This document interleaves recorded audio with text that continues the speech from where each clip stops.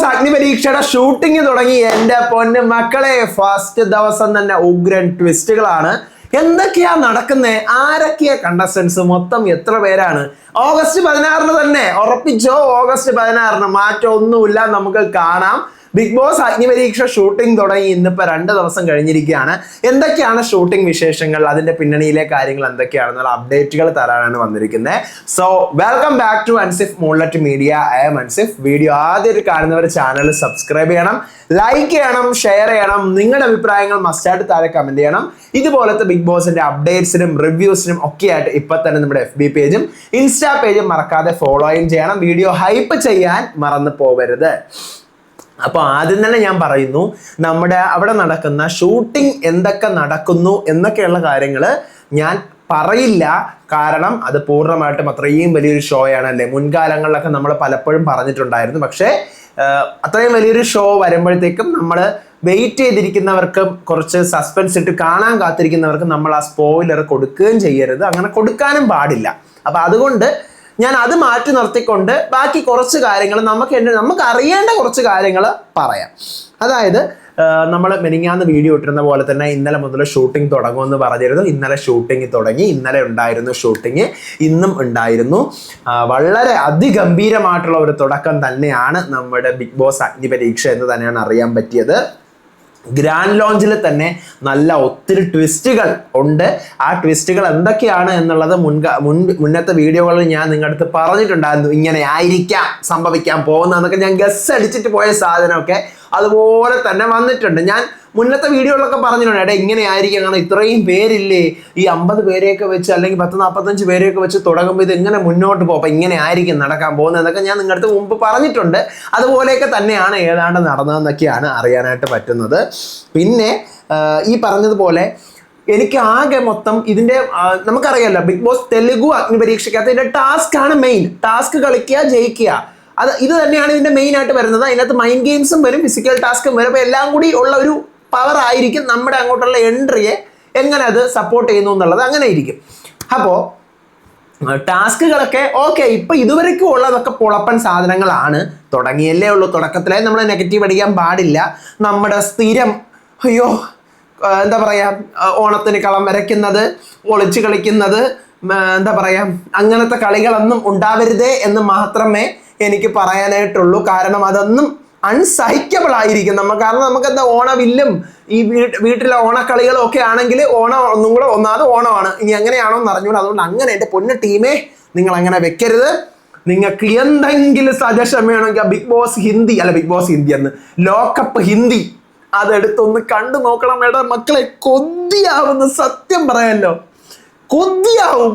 ഇങ്ങനെ ഉണ്ടല്ലോ, ഞാൻ ലോകകപ്പ് ഹിന്ദി കാണുന്നുണ്ട്. ടാസ്ക് ഒക്കെ വരുമ്പോൾ ഞാൻ ഇങ്ങനെ ഇരിക്കുന്നത്, ഇങ്ങനെ ആ ഒരു സാധനം നമുക്ക് ഒരു ടാസ്ക് എന്നൊക്കെ പറയുമ്പോൾ കൊടുക്കുമ്പോൾ നമുക്ക് അങ്ങനെയുള്ള സാധനങ്ങൾ വേണം. അങ്ങനെയാണോ എന്ന് എനിക്ക് അറിഞ്ഞുകൂടാ. അപ്പം നമുക്ക് അങ്ങനത്തെ സാധനങ്ങളൊക്കെ ആണെങ്കിൽ കുറച്ചുകൂടി നമ്മൾ എൻ്റർടൈനിങ് ആയിട്ട് ഇരിക്കും. ഇനി അടുത്ത് ആദ്യം തന്നെ പറയാനുള്ളത്, അതിൽ കളിക്കുന്ന എല്ലാ പ്ലെയേഴ്സിനും ഇപ്പം എനിക്ക് തോന്നുന്നു ബിഗ് ബോസ് അഗ്നിപരീക്ഷയിൽ അവിടെ വന്ന് നിൽക്കുന്ന കുറേ പേരുണ്ട്. 40-45ഓളം 50ഓളം ആൾക്കാരുണ്ടെന്ന് ഓൾറെഡി നമ്മൾ പറഞ്ഞിട്ടുണ്ടായിരുന്നു. അപ്പോൾ എല്ലാവർക്കും all the best, all the wishes. And സൂപ്പറായിട്ട് പ്ലേ ചെയ്യുക, സൂപ്പറായിട്ട് കളിക്കുക.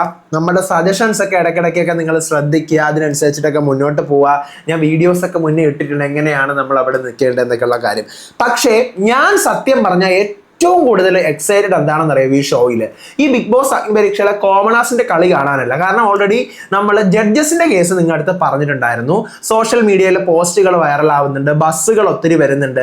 അഖിൽമാരാറുടെ പേര്, സാബുമോന്റെ പേര്, റിയാസിന്റെ പേര്, രഞ്ജിനിയുടെ പേര്. എന്നിട്ട് ഞാൻ നിങ്ങളുടെ അടുത്ത് ഞാൻ പറഞ്ഞിട്ടുണ്ടായിരുന്നു 4 പേര് എന്തായാലും ജഡ്ജായിട്ട് ഉണ്ടാവൂല, 3 പേര്, ഇവരിൽ 3 പേരായിരിക്കും മിക്കവാറും വരുന്നതെങ്കിൽ സാധ്യതയെന്ന്. അപ്പം ഇതിനകത്ത് നമുക്കറിയാം രഞ്ജിനി, റിയാസ്, സാബുമോൻ, അഖിൽമാരാർ, ഇതിനകത്ത് ഏതെങ്കിലും 3 പേരായിരിക്കുമല്ലോ. അത് ആരാണെന്ന് എനിക്കറിയാം, ഞാൻ പറയാത്തതാണ്. അപ്പോൾ ഇതെന്താണെന്നറിയാമോ, ഇതിനകത്ത് ഞാൻ കാണാൻ വെയിറ്റ് ചെയ്യുന്നത് അഖിൽമാരാറും റിയാസും എക്സ്ട്രീംലി 2 കോർണറിൽ സംസാരിക്കുന്ന വ്യക്തികളാണ്. അഖിൽമാരാർ പറയുന്നത് റിയാസിനും പിടിക്കൂല, റിയാസ് പറയുന്നത് അഖിൽമാരാർക്കും പിടിക്കൂല. അപ്പം ഇവർ തമ്മിലുള്ള വഴക്ക് കാണാനാണ് ഞാൻ വെയിറ്റിങ് മറ്റതിനെക്കാളും. പക്ഷെ അങ്ങനെ ഒരു സാധനം വന്നാൽ എൻ്റെ പൊന്ന് ബിഗ് ബോസ് ടീമേ അതേ കത്തുള്ളൂ. അത് കത്തും. കാരണം 2 കണ്ടസ്റ്റൻസും മുൻപ് വന്നിട്ടുള്ള സീസണുകളിലെ കണ്ടസ്റ്റൻസ് ആണ്. ജഡ്ജസ് മുമ്പ് വന്നിട്ടുള്ള സീസണിലെ കണ്ടസ്റ്റൻസുകളാണ്. അവർ ഉണ്ടാക്കി വെച്ചിട്ടുള്ള ഇമ്പാക്റ്റ് വളരെ വലുതാണ്. ഇവരുടെ ഐഡിയോളജീസ് ടോട്ടലി ഡിഫറെൻ്റ് ആണ്. യാതൊരു രീതിയിലും ഒരുമിച്ച് പോകാൻ സാധ്യതയില്ല. രഞ്ജിനി ഉണ്ടെങ്കിൽ രഞ്ജിനി പൂർണ്ണമായിട്ടും എന്ത് ചെയ്യും? റിയാസിനെ സപ്പോർട്ട് ചെയ്യും. കാരണം റിയാസിന്റെ ഐഡിയോളജീസ് എന്ന് പറഞ്ഞു കഴിഞ്ഞാൽ അത് ലേറ്റസ്റ്റ് വേർഷനാണ് അല്ലേ. അപ്പം ജെൻസിക്കും ചിലപ്പോൾ നമുക്കും അക്സെപ്റ്റ് ചെയ്യാൻ പറ്റാത്ത കുറേ പുതിയ ഐഡിയോളജീസ് ഉണ്ടാവാം. അപ്പം അതിനെ പൂർണ്ണമായിട്ടും അത് മനസ്സിലാക്കാൻ പറ്റുന്ന നമുക്കെന്ന് പറഞ്ഞാൽ എൻ്റെ കാര്യം എടുത്തു, അത് ഞാൻ നിങ്ങൾ ആരെയും കാര്യം പറഞ്ഞില്ല. അപ്പം രഞ്ജിനി പൂർണ്ണമായിട്ടും അത് സപ്പോർട്ട് ചെയ്യാനുള്ള ഒരു സാധ്യത എന്ത് ചെയ്യുന്നുണ്ട്? ഞാൻ കാണുന്നുണ്ട്. അടുത്ത് സാബുമോൻ ഉണ്ടെങ്കിൽ സാബുമോൻ അഖിൽമാരാർക്കും കുറച്ച് സപ്പോർട്ട് കൊടുത്തേക്കാം, ചിലപ്പോൾ റിയാസിനും കൊടുത്തേക്കാം. എന്തായാലും രഞ്ജിനിയുടെ ഭാഗത്തുനിന്നും ഭയങ്കര വലിയൊരു ഇമ്പാക്റ്റ് ഷോയിൽ വരും എന്ന് ഞാൻ പ്രതീക്ഷിക്കുന്നില്ല ജഡ്ജായിട്ട്. പിന്നെ അഖിൽമാരാറിലും റിയാസിലുമാണ് ഞാനൊരു പ്രതീക്ഷ സത്യം പറഞ്ഞു കഴിഞ്ഞാൽ ഞാൻ കാണുന്നത്. പിന്നെ സാബുമോന്റെ കേസിലും ഒരു പ്രതീക്ഷ കാണുന്നുണ്ട്. അപ്പം ഞാൻ പറഞ്ഞു വരുന്നത് 4 പേരുടെ പേര് ബസ്സായിട്ട് കേൾക്കുന്നുണ്ട്. ഇതിൽ 3 പേര് തന്നെയാണെന്നുള്ള കാര്യം ഏതാണ്ട് ഉറപ്പാണ്. പിന്നെ ആങ്കർ നമ്മൾ പറഞ്ഞിരുന്നു, ഒന്നുകിൽ റനീഷ ആയിരിക്കാം, ഇല്ലെങ്കിൽ ആരായിരിക്കാം, നമ്മുടെ അഞ്ജന നമ്പ്യാർ ആയിരിക്കാം. കാരണം ഇവർക്ക് 2 പേർ, ഒരാൾ ടാസ്ക് മാനേജ് ചെയ്യാൻ പറ്റുന്ന ആളും ഒരാൾ ബിഗ് ബോസിന്റെ ഐഡിയോളജി വർക്കൗട്ട് ചെയ്യുന്ന ആളുമാണ്. ഇവർ 2 പേരിൽ ആരെങ്കിലും ഒരാൾ ആയിരിക്കാം. അത് നിങ്ങൾ എപ്പിസോഡുകൾ വരുമ്പോൾ കാണുക. ഇനി എന്നായിരിക്കും ഷോ തുടങ്ങാൻ പോകുന്നതെന്നുള്ളതിന് ഏതാണ്ട് സത്യം പറഞ്ഞാൽ ഒരു 99% ഉറപ്പായി കഴിഞ്ഞു. കാരണം ഞാൻ പറയുന്നുണ്ട്, ഓഗസ്റ്റ് 16 തീയതി തന്നെ ആയിരിക്കും കേട്ടോ. അതിൽ വലിയ മാറ്റം വരാൻ പോകുന്നില്ല. നമ്മൾ ഓഗസ്റ്റ് 8, 9 ഒരു ഡൗട്ടായിട്ട് കഴിഞ്ഞ വീഡിയോയിൽ പറഞ്ഞില്ലേ, ചിലപ്പോൾ ഓഗസ്റ്റ് 15, 16 ഇതിലെങ്കിലും ഒന്ന് ഓഗസ്റ്റ് 16 തന്നെ ആയിരിക്കാം വരാൻ സാധ്യത. എന്താന്ന് വെച്ചാൽ ഓഗസ്റ്റ് 8, 9 ഷോട്ട് നമ്മൾ നേരത്തെ ഫ്രീ ആണെന്നാണ് പറഞ്ഞത്, കോമഡി കുക്സ് തീർന്നത്. പക്ഷെ അവിടെ നമ്മുടെ ആനന്ദ് TV അവാർഡ്സ് വെച്ചിരിക്കുകയാണ്. ആനന്ദ് TV അവാർഡ്സ് ഓഗസ്റ്റ് 8 തീയതി 9 തീയതിയോ സാറ്റർഡേ സൺഡേയോ വെച്ചിരിക്കുകയാണ്. രാത്രി 7 മണി മുതലാണ്. അത് 2 മണിക്കൂർ കൊണ്ട് തീരുമോ? 3 മണിക്കൂർ കൊണ്ട് തീരൂല. സോ ആ വീക്കല്ല. അപ്പൊ പിന്നെ 1 and only ചാൻസ് എപ്പോഴാണ്? ഓഗസ്റ്റ് 16, ഓഗസ്റ്റ് 16 തീയതി തന്നെ ആയിരിക്കും. ഓഗസ്റ്റ് 16 തീയതി തുടങ്ങിക്കഴിഞ്ഞാൽ സെപ്റ്റംബർ 6 തീയതി നമ്മുടെ ബിഗ് ബോസ് തുടങ്ങും. അപ്പൊ അതിന്റെ തലേന്ന് വരെ സെപ്റ്റംബർ 5 തീയതി വരെ എന്തായിരിക്കും? നമ്മുടെ അഗ്നിപരീക്ഷ ആയിരിക്കും. ഏതാണ്ട് 21ഓളം എപ്പിസോഡുകൾ കറക്റ്റ് കിട്ടും. കറക്റ്റ് 3 ആഴ്ചത്തെ ഷോ ആയിട്ട് മാറും. വളരെ നല്ല കാര്യം. അപ്പോൾ ഇത്രയാണ് എനിക്ക് പറയാനുള്ള കാര്യങ്ങൾ. അവിടെ നടന്നതുമായിട്ട് സംബന്ധിച്ചിട്ടുള്ള യാതൊരു വിവരങ്ങളും ഞാൻ പറയില്ല. അത് നിങ്ങളായാലും പലരും അറിയുന്നുണ്ടാവും. കാരണം ഞാൻ പറഞ്ഞു 19ഓളം കണ്ടസ്റ്റൻസ് ആണ്. അപ്പോൾ എങ്ങനെയായാലും നടക്കുന്ന കാര്യങ്ങളൊക്കെ ബിഗ് ബോസ് ആണല്ലേ. നമ്മുടെ മലയാളം ബിഗ് ബോസിലാണ് ഈ രീതിയിലുള്ള സംഭവങ്ങളൊക്കെ ലീക്ക് ആവുന്നത് കൊണ്ടുള്ള ഭയങ്കരമായ പ്രതിഷേധങ്ങൾ വരുന്നത്. കാരണം ഞാൻ തമിഴ് ബിഗ് ബോസും ഹിന്ദി ബിഗ് ബോസും തെലുങ്ക് ബിഗ് ബോസും ഒക്കെ കാണാറുള്ളതാണ്. അവിടെയൊന്നും ഒരു പ്രശ്നവും ഇല്ല. കാരണം ലീക്ക് ആവുന്നതൊക്കെ കണ്ടു കഴിഞ്ഞ് നമ്മൾ വിചാരിക്കേ ഇതൊക്കെ എങ്ങനെ ലീക്കായി എന്ന് നമ്മളിങ്ങനെ ചിന്തിച്ചിരിക്കും. കാരണം അത്ര മൈന്യൂട്ട് സാധനം വരെ ലീക്കാവും. തമിഴ്നാട്ടിൽ ഞാൻ മനസ്സിലാക്കുന്നത് ബിഗ് ബോസ് ടീം കാണുന്നത് ഒരു പ്ലസ് ആയിട്ടാണ്. ലീക്ക് ആവട്ടെ, പോട്ടെ എല്ലാം പോട്ടെ ആൾക്കാർ. പക്ഷെ ഞാൻ സത്യം പറഞ്ഞ ഇത്രയും വർഷത്തെ എൻ്റെ ഒരു ബിഗ് ബോസ് കണ്ട എൻ്റെ ഒരു എക്സ്പീരിയൻസിൽ നിന്ന് ഞാൻ പറയുന്ന സാധനം, ബിഗ് ബോസിൽ നിന്ന് സാധനം കുറച്ച് ലീക്ക് ആവുമ്പോഴാണ് ആൾക്കാർക്ക് കാണാൻ ഇൻട്രസ്റ്റ് ആവുന്നല്ലേ. നിങ്ങൾക്ക് അങ്ങനെ ആണോ? നിങ്ങൾ പറയണേ. കുറേ പേർക്ക് അങ്ങനെ ആയിരിക്കില്ല. എനിക്ക് പേഴ്സണലി അങ്ങനെയാണ്. കാരണം ഹിന്ദി ബിഗ് ബോസും തമിഴ് ബിഗ് ബോസ് ഒക്കെ എടുത്ത് ഇങ്ങനെ മറ്റവർ ഔട്ടായി കേട്ടോ, ഇവരെ മറ്റവർ അടിച്ചു കേട്ടോ, അപ്പോൾ പിന്നെ ഇന്നത്തെ എപ്പിസോഡ് കാണുമല്ലോ, അങ്ങനെ വെയിറ്റ് ചെയ്തിരുന്ന് കാണും. നമ്മൾ ആ സീസൺ കാണാത്ത ആളാണെങ്കിൽ പോലും ഇങ്ങനെ സാധനം പുറത്തു വരുന്നെങ്കിൽ നമ്മൾ കാണും. മനസ്സിലായോ? പക്ഷെ നമ്മുടെ മലയാളത്തിൽ നേരെ തിരിച്ചുള്ള സ്ട്രാറ്റജിയാണ് കഴിഞ്ഞ വർഷം പോലെ അവർ യൂസ് ചെയ്യുന്നത്. കാരണം എന്താ പറയുക, വേണ്ട ഒരു കാര്യങ്ങളും പുറത്ത് പോകണ്ട എന്നുള്ള രീതിയാണ്. പക്ഷെ എനിക്ക് നമ്മുടെ ഹിന്ദിയും തമിഴിലൊക്കെ എനിക്ക് തോന്നുന്നു അവർ തന്നെ ആയിരിക്കും ഇതൊക്കെ ലീക്കാക്കി കൊടുക്കുന്നതെന്ന് ഡൗട്ട് വന്നാൽ അവിടുത്തെ ആൾക്കാർ പറയുന്നത് നിങ്ങൾ കേൾക്കണം. തമിഴ് ഹിന്ദിയൊക്കെ എന്തൊക്കെ ലീക്കാവും, ഇതൊക്കെ നടക്കുന്നതിന് മുന്നേ ലീക്കാവും. അവിടെ ഒരു സംഭവം നടന്നുണ്ടല്ലോ, 10 മിനിറ്റ് ആകുമ്പോൾ ഇതങ്ങ് വരും. 10 മിനിറ്റ് ആകുമ്പോൾ ഇതൊക്കെ അങ്ങ് നടക്കും. അപ്പം അത് സത്യം പറഞ്ഞു കഴിഞ്ഞാൽ നിങ്ങൾക്ക് എങ്ങനെയാണെന്നുള്ള നിങ്ങൾ പറയാം. അതായത് നമുക്ക് കോണ്ടന്റ് അല്ല, മൊത്തത്തിൽ അവിടെ ഇങ്ങനെ നടന്നു, മറ്റവരിങ്ങനെ അടിച്ചു, അപ്പൊ ഇവരിങ്ങനെ അങ്ങനെയല്ല, എന്തോ ഒരു സംഭവം നടന്നിട്ടുണ്ട്, ഇവർ തമ്മിൽ എന്തോ ഒരു കോൺഫ്ലിക്റ്റ് ആയിട്ടുണ്ട്, എന്തോ ഒരു ഭയങ്കര വലിയ സീനായിട്ടുണ്ട്. അങ്ങനത്തെ സാധനങ്ങൾ വരുന്നത് ഭയങ്കര ബൂസ്റ്റപ്പ് ആണ് ഷോയ്ക്ക്. ബിഗ് ബോസ് എന്ന് പറയുന്ന ഷോയ്ക്ക് ബൂസ്റ്റപ്പ് ആയിട്ടാണ് ഞാൻ മനസ്സിലാക്കുന്നത്. കാരണം നിങ്ങൾ തന്നെ ഒന്ന് ചിന്തിച്ച് നോക്ക്, നമ്മൾ ആരും പ്രഡിക്ഷൻ ലിസ്റ്റ് ഒന്നും ഇടുന്നില്ല. ഈ റിവ്യൂവേഴ്സ് ആയിരിക്കും പ്രഡിക്ഷൻ ലിസ്റ്റ് ഇടുന്നത്. റിവ്യൂവേഴ്സും ഇടും പ്രഡിക്ഷൻ ലിസ്റ്റ്. പിന്നെ ബിഗ് ബോസ് ആകുമ്പോൾ കുറേ ചാനലുകൾ, 1000 ചാനലുകൾ പൊങ്ങി വരും. എന്തിനാ? റീച്ച് ഉണ്ടാക്കാൻ വേണ്ടി കുറേ പേര്, റീച്ചിന് വേണ്ടി മാത്രം അങ്ങനെ കുറേ പൊങ്ങി വരും. അപ്പോൾ ഈ ചാനലുകളിലും ഇൻസ്റ്റാഗ്രാം പേജസിലും ആയിരിക്കും എന്ത് ചെയ്യുന്നത്, നമ്മുടെ പ്രഡിക്ഷൻ ലിസ്റ്റുകളും കാര്യങ്ങളൊക്കെ വരുന്നത്. ഈ പ്രഡിക്ഷൻ ലിസ്റ്റ് ഒന്നുമില്ല, ആരും ഒന്നിനെ കുറിച്ചും മിണ്ടുന്നില്ല. ബിഗ് ബോസിന്റെ പ്രൊമോ വരുന്നു, അവിടെ കിടക്കട്ടെ. ഇങ്ങനെ ഇരുന്നാൽ നിങ്ങളുടെ ഒരു ആ ഷോയ്ക്ക് വേണ്ടിയിട്ടുള്ള എക്സൈറ്റ്മെന്റ് എത്രത്തോളം ആയിരിക്കും? നിങ്ങൾ കമന്റ് ചെയ്യണേ. അതായത് ബിഗ് ബോസ് വരുന്നു, പ്രഡിക്ഷൻ ലിസ്റ്റ് ഇല്ല, ആരും പ്രൊമോയെ കുറിച്ച് മിണ്ടുന്നില്ല. ലാലേട്ടൻ വരുന്നു, ആരും ലാലേട്ടനെ കുറിച്ച് മിണ്ടുന്നില്ല, മിണ്ടാതെ ഇരിക്കുന്നു. ആർക്കും ചർച്ച ചെയ്യാനോ ഒന്നുമില്ല, ഡിസ്കസ് ചെയ്യാനോ ഒന്നുമില്ല. പ്രഡിക്ഷൻ ലിസ്റ്റും പറയുന്നില്ല, കൺഫേം ലിസ്റ്റും പറയുന്നില്ല, ഒന്നും പറയുന്നില്ല. അപ്പം എല്ലാവരും തുടങ്ങട്ടെ, തുടങ്ങിയിട്ട് കാണാം. ഇത്രയൊക്കെ ചെയ്തിട്ട് പോലും നമുക്കറിയാം, ഇത്രയൊക്കെ ഈ പ്രഡിക്ഷൻ ലിസ്റ്റുകളും സോഷ്യൽ മീഡിയ ബസ്സുകളും ഒക്കെ വന്നിട്ട് പോലും ബിഗ് ബോസ് തുടങ്ങുന്ന ആ ഒരു, ഞാൻ മനസ്സിലാക്കുന്നിടത്തോളം, ഞാനിപ്പോൾ ഒരു 3-4 വർഷമല്ലേ ഇത് റിവ്യൂവിൻ്റെ. അപ്പം ആദ്യത്തെ ഒരു 10-20 ദിവസവും നമുക്ക് ബൂസ്റ്റപ്പ് ഉണ്ടാവില്ല. നമ്മുടെ ചാനലിലായാലും ആ ആൾക്കാരെ നമ്മൾ കണ്ട് അവരുമായിട്ട് നമുക്കൊരു പേഴ്സണൽ കണക്ഷനൊക്കെ വന്ന് ഒരു ഭയങ്കര വലിയൊരു സംഭവമൊക്കെ നടക്കുമ്പോൾ മാത്രമേ നമുക്ക് ബിഗ് ബോസ് ഒരു ഇൻട്രസ്റ്റ് വരുള്ളൂ. എന്തുകൊണ്ട്? ഇത്രയും സാധനങ്ങൾ, ഇത്രയും ബൂസ്റ്റപ്പുകളും പ്രഡിക്ഷൻ ലിസ്റ്റുകളും കൺഫേം ലിസ്റ്റുകളും ഒക്കെ വന്നിട്ട് പോലും, ആൾക്കാർ വന്നാൽ പോലും ഇവിടെ ആൾക്കാർക്ക് വേണ്ട, എന്തെങ്കിലുമൊക്കെ നടന്നിട്ട് കാണാം എന്ന് വിചാരിച്ചിരിക്കുന്നവരാണ് നമ്മൾ. അപ്പൊ ഈ പ്രഡിക്ഷൻ ലിസ്റ്റുകളും ലീക്ക് ഔട്ട്സുകളും സാധനങ്ങളും ഒന്നും പുറത്തു വരാതെ ഇതെങ്ങനെയാണ് ഈ ഷോക്കിന് ബൂസ്റ്റപ്പ് എന്ന് എനിക്ക് അറിഞ്ഞുകൂടാ മക്കളെ. സത്യമായിട്ട് ഞാൻ ആരെ എതിർക്കാൻ വേണ്ടിയിട്ടൊന്നും പറയുന്നല്ല കേട്ടോ.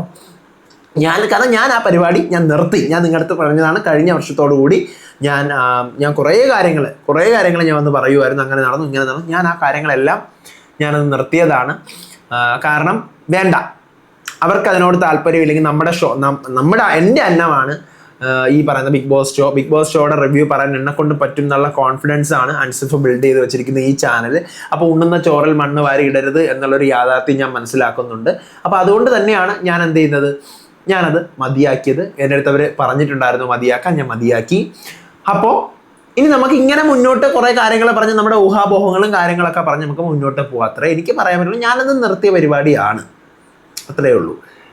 അപ്പോൾ പറഞ്ഞു വന്ന വിഷയം ഇതൊക്കെയാണ്. ഇന്നലത്തെ ഷൂട്ടും കാര്യങ്ങളൊക്കെ ഗംഭീരമായിട്ട് കഴിഞ്ഞിട്ടുണ്ട്. ഇന്നും അടിപൊളിയായിട്ട് അവിടെ നടന്നിട്ടുണ്ടാവണം. ഇനി അങ്ങോട്ടുള്ള എപ്പിസോഡുകളിൽ ട്വിസ്റ്റുകൾ ഒത്തിരി വരാനിരിക്കുകയായിരിക്കാം. എല്ലാം പുറത്തു വരട്ടെ എന്നും, എല്ലാം അടിപൊളിയായിട്ട് നടക്കട്ടെ, എല്ലാം അടിപൊളിയായിട്ട് സംഭവിക്കട്ടെ എന്ന് മാത്രമേ പറയാനുള്ളൂ. പ്രസംഗം ഞാൻ അവസാനിപ്പിക്കുന്നു. നമുക്കിനി അടുത്ത ബിഗ് ബോസ് അഗ്നിപരീക്ഷയുടെ ഒരു പ്രൊമോ തരൂ. ഓഗസ്റ്റ് 16 തീയതിയെങ്കിലും നിങ്ങൾക്ക് തുടങ്ങണ്ടേ? നമുക്കൊരു പ്രൊമോ അതിനെക്കുറിച്ചെങ്കിലും നമ്മളൊരു 4 വാക്ക് സംസാരിച്ചോട്ടെ. നിങ്ങളുടെ ഒപ്പീനിയൻസ് പറയാട്ടോ. അടുത്ത വീഡിയോ ആയിട്ട് വരാം, വിശേഷമായിട്ട് വരാം. അപ്പോൾ ഇതുപോലത്തെ ബിഗ് ബോസിൻ്റെ അപ്ഡേറ്റ്സുകളും ബസ്സുകളും ഒക്കെ കേൾക്കണമെങ്കിൽ മറക്കാതെ ചാനൽ സബ്സ്ക്രൈബ് ചെയ്യണം. ഇനി അടുത്ത് ഞാൻ വരാൻ പോകുന്ന വീഡിയോ ഏതാണെന്ന് വെച്ച് കഴിഞ്ഞാൽ, നിങ്ങൾ ഇതുവരെ എനിക്ക് തോന്നുന്നു യൂട്യൂബിൽ ആരും ഇട്ടിട്ടില്ലാത്തൊരു വീഡിയോ ആയിരിക്കും ഇനി ഞാൻ ഇടാൻ പോകുന്നത്. കാരണം ബിഗ് ബോസ് വരുമ്പോൾ ഒരു 100,000 പ്രഡിക്ഷൻ ലിസ്റ്റുകൾ വരും അല്ലേ. അപ്പോൾ ഈ പ്രഡിക്ഷൻ ലിസ്റ്റുകൾ ഇട്ടങ്ങ് പോകുന്ന അല്ലാണ്ട് ആൾക്കാർ പിന്നെ അതിനെക്കുറിച്ചൊന്നും മിണ്ടത്തില്ല. പുതിയ ലിസ്റ്റ് അപ്ഡേറ്റ് ആയി, പുതിയ ലിസ്റ്റ് വന്നിട്ടുണ്ട്. ഞാൻ ഉൾപ്പെടെയുള്ള പലരും ചെയ്യുന്നത് എന്താ, പുതിയ ലിസ്റ്റ് വന്നു, പഴയ ലിസ്റ്റ് ആൾക്കാർ അങ്ങനെയൊക്കെ പറയുന്നുണ്ട്. അപ്പോൾ നമ്മൾ ആദ്യം നമ്മളൊരു ലിസ്റ്റ് ഇട്ടിട്ടുണ്ടല്ലോ, ആ ലിസ്റ്റ് മുതൽ നമ്മൾ നാളെ മുതൽ റീചെക്ക് ചെയ്യാൻ പോവാണ്. ആ ലിസ്റ്റ് ഞാൻ കൊണ്ടുവരുന്നു വീണ്ടും. എന്നിട്ട് നിങ്ങൾക്ക് ഓരോരുത്തർക്കും ഇവർ വരാനുള്ള സാധ്യത ഇത്ര ശതമാനമാണ്, ഇവർ വരാൻ ഇത്ര ശതമാനമുണ്ട്, നമ്മുടെ ആദ്യത്തെ ലിസ്റ്റിൽ ഇത്ര പേരുണ്ട്, അതിൽ ഇത്ര പേര് അടുത്ത ഘട്ടത്തിലേക്ക് പോകുന്നതാണ് തോന്നുന്നത്, ഇത്ര പേര് വരാൻ ചാൻസ് ഇല്ല, നമുക്കത് വിട്ടേക്കാന്ന് പറഞ്ഞ വീഡിയോ കൊള്ളായിരിക്കുമോ? നിങ്ങളുടെ ഒപ്പീനിയൻ പറയണേ. അപ്പം നമുക്ക് അങ്ങനെ നമ്മുടെ ഓരോ ലിസ്റ്റ് ഇടുന്നതിനും ഒരു വാല്യൂ ഉണ്ടാകും. മറ്റൊരു ചവർ കണക്ക് നീ റീച്ച് ഉണ്ടാക്കാൻ ഇടുന്നില്ല, അല്ല. നമുക്ക് അതിനെ ഡിസ്കസ് ചെയ്ത് മുന്നോട്ട് പോകാം. നമ്മുടെ ഓരോ ലിസ്റ്റും എടുത്തു വെച്ചത് ലിസ്റ്റ് 1. നമ്മുടെ ലിസ്റ്റ് 1-ൽ ഇത്രയും പേരുകളുണ്ട്. ആദ്യത്തെ ആൾ വരാൻ സാധ്യതയുണ്ട്, ഇപ്പോഴത്തെ അവസ്ഥ, അയാൾ ഇപ്പോൾ എവിടെയായിരിക്കും, ആ കാര്യങ്ങളൊക്കെ നോക്കിയിട്ട് ടിക്കാണെങ്കിൽ ടിക്ക്, ഇൻഡു ആണെങ്കിൽ ഇൻഡു, അങ്ങനെ നമുക്ക് ബാക്കി കാര്യങ്ങളായിട്ട് മുന്നോട്ട് പോവാം. അത് നാളെ മുതൽ ഞാൻ തുടങ്ങും. അതിൻ്റെ പരിപാടീസ് ഞാൻ തുടങ്ങും. അത് വേറെ ഒരു രീതിയിലായിരിക്കും. പിന്നെ നമ്മുടെ പുതിയ പ്രഡിക്ഷൻ ലിസ്റ്റുകളും സാധ്യത കൂടുതലുള്ള ലിസ്റ്റുകളൊക്കെ വരും. അതിനുവേണ്ടി ഞാനൊരു സാധനം ഇവിടെ തയ്യാറെടുപ്പിച്ച് നിർത്തിയിട്ടുണ്ട്. ഇതാണ് ആ സാധനം. ഇത് ഞാൻ വൈകാതെ നിങ്ങളുടെ മുന്നിൽ റിവീൽ ചെയ്യും. ഇതിനകത്തിരിക്കുന്ന ഒരാളുണ്ട്. ഈ ആളായിരിക്കും ഇനി തീരുമാനിക്കുന്നത് നമ്മുടെ ബിഗ് ബോസിൻ്റെ വിവരങ്ങളൊക്കെ. ഇയാൾക്കൊരു പേരിടണം, നമുക്കെല്ലാം തീരുമാനിക്കാം. അപ്പം എൻ്റെ ഒരു പുത്തൻ രീതിയും എൻ്റെ ഒരു പുത്തൻ രൂപവും കാണാൻ നിങ്ങൾ വെയിറ്റ് ചെയ്തിരുന്നോളൂ. കുറേ പേർക്ക് ഇഷ്ടപ്പെടുമായിരിക്കും, കുറേ പേർ ട്രോളുമായിരിക്കും, കുറേ ഞാൻ ഏറിപ്പോയിരിക്കും. എന്തായാലും നമുക്ക് അങ്ങോട്ട് തുടങ്ങാം അല്ലേ? ഇതാണ് ഹിന്റ്. അപ്പം അടുത്ത വീഡിയോ ആയിട്ട് വരാം, വിശേഷമായിട്ട് വരാം. അതുവരേക്കും ബൈ.